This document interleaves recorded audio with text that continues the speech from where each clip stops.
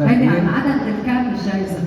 أنا بقالي 18 سنة بقدم المهرجان، بس انتوا أخدين الجائزة كم مرة؟ طبعا ما تسيبوا يعني حد تاني ينجح برضه. ألف مبروك وأنتوا تستاهلوا. اتفضل.